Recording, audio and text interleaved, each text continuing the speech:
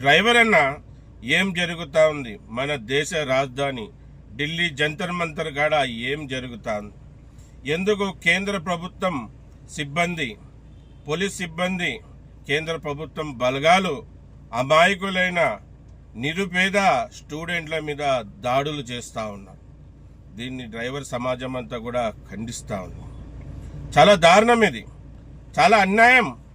అమాయకులైన పిల్లల మీద దాడి చేసే వాళ్ళకి మనసు ఎలా కలుగుతుందో నాకైతే అర్థం కావడం లేదు. ఏం అడుగుతున్నారు వాళ్ళు? ఎందుకు అక్కడ ధర్నా చేస్తున్నారు?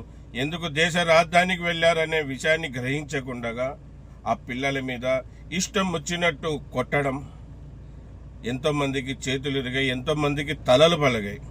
నేను కూడా ఎప్పుడు ఏ విషయంలో మాట్లాడలేని వాడిని ఈరోజు అక్కడ పిల్లల్ని చూస్తూ ఉంటే ప్రతి పిల్లలు రక్తమురుగైపోయారు. ఎంతోమంది చేతులు ఇరిగాయి, తలలు పలిగాయి. చూస్తూ ఉంటేనే వీడియోలు అక్కడివి చాలా బాధ కలుగుతుంది. చాలామంది మన నిరుపేద డ్రైవర్ పిల్లలు కూడా ఉండొచ్చు. డ్రైవర్ పిల్లలు లేకపోయినా వాళ్ళు కూడా మన పిల్లలు లాంటి వాళ్ళే. వాళ్ళు న్యాయ పోరాటం చేస్తున్నారు. ఏంది ఇది? ఎక్కడికి పోతుంది మన దేశం? న్యాయం అడిగితే కొడతారా? న్యాయం అడిగితే ఈ విధంగా చేస్తారా? వాళ్ళు కష్టపడి రాత్రి పగులు నిద్రపోకుండా కష్టపడి చదువుకుంటే ఈ పేపర్ లీకేజీలతో వాళ్ళ భవిష్యత్తు చెడిపోయింది. మా భవిష్యత్తు చెడిపోయేకి కారకులైన వాళ్ళని సస్పెండ్ చేయండి, వాళ్ళని రాజీనామా చేయండి అని వాళ్ళు ప్రొటెక్ట్ చేస్తూ ఉంటే, ఈ విధంగా కేంద్ర ప్రభుత్వంలో ఉన్న అధికారంలో ఉన్న బీజేపీ పార్టీ నరేంద్ర మోడీ గారు చిన్న పిల్లలు అనకుండా ఆ పిల్లల మీద దాడులు చేపిస్తున్నారు. ఇది దారుణం కదా సార్? మీరు ఒక తండ్రి స్థానంలో ఉన్నారు. నరేంద్ర మోడీజీ, మీరందరూ కూడా మా అందరికీ తండ్రి లాంటి వాళ్ళు. మళ్ళీ పిల్లలు బాధ్యత ఎవరిది? భారతదేశం మీ చేతిలో పెట్టాం. మళ్ళీ భారతదేశాన్ని మీ చేతిలో పెట్టినప్పుడు మా బాధ్యత అంతా మీది కదా. పిల్లలు ఏం అడుగుతున్నారు? అనవసరంగా పిల్లల మీద దాడులు చేస్తున్నారే. పిలిచి కూర్చోపెట్టి చర్చలు జరిపి వాళ్ళకి న్యాయం చేసేది వదిలి మీరు అనవసరంగా ఆ పిల్లల మీద దాడి చేస్తున్నారు. మేము డ్రైవర్లమంతా దీన్ని ఖండిస్తున్నాం. ముఖ్యంగా సేఫ్టీ డ్రైవర్ అసోసియేషన్ ఖండిస్తుంది.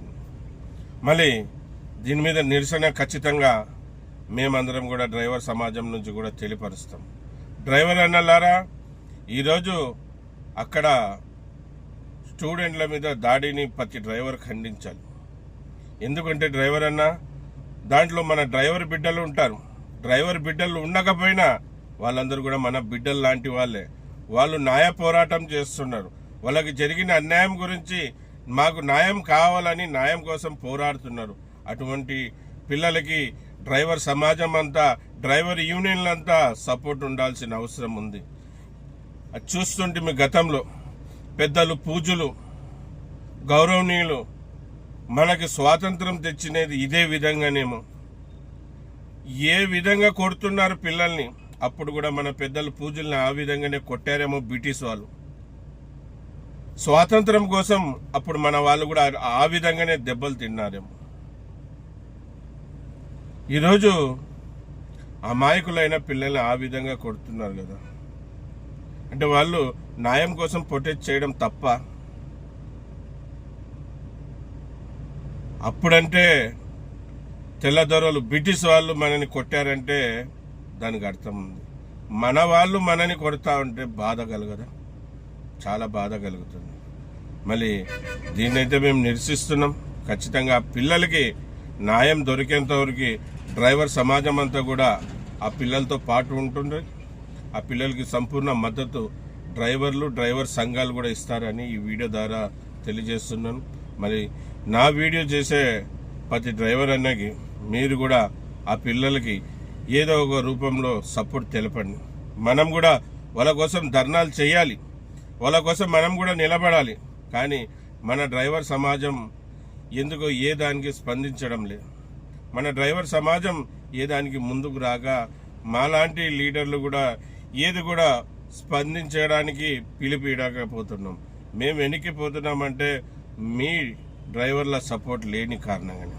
అయినా పర్లేదు, మీరందరూ కూడా ఈ రోజు కాకుండా రేపు మేల్కుంటారు, రేపు కాకుండా ఎల్లుండి మేల్కుంటారు. ఖచ్చితంగా డ్రైవర్ పోరాటానికే కాదు, బడుగు బరిగిన వర్గాలకి చెందిన వాళ్ళకి ఎటువంటి అన్యాయం జరిగినా మనమందరం కూడా కలిసి పోరాడేకి ముందుకు వస్తారనే నమ్మకం నాలో ఉంది, మాలో ఉంది.